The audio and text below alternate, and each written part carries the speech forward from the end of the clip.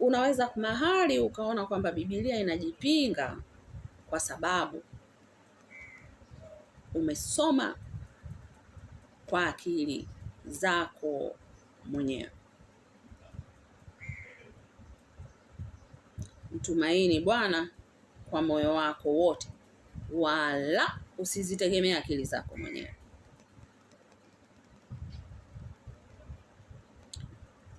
Mruhusu Roho Mtakatifu aseme na wewe, akufundishe, akuonyeshe, akuthibitishie. Yaani swali ambalo unaweza ukajiuliza kwenye kitabu cha Mwanzo, mbona hapa ilikuwa hapa? Unashangaa, unakuja kujibiwa na kitabu ambacho kimeandikwa, mstari upo kwenye kitabu cha Wimbo Ulio Bora. Biblia haijipingi. Yesu ni Mungu.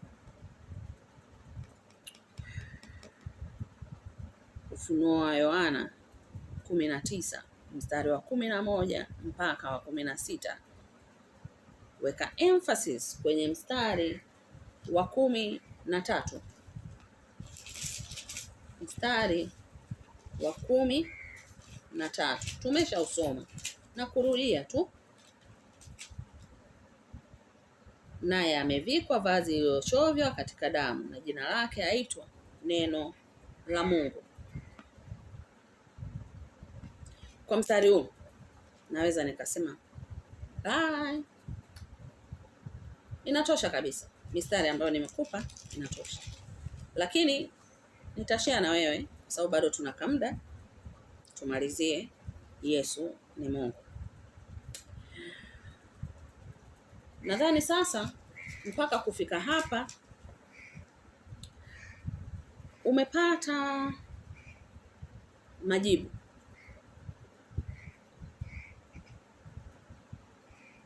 Na neno alikuwa nani?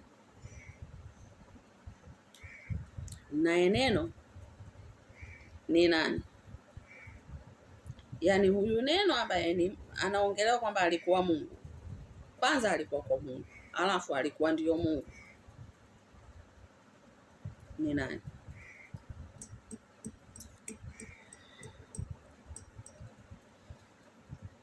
Kumbuka nilikwambia neno inayoongelewa kwenye kitabu cha Yohana mlango wa 1 mstari wa 1, ile eni zote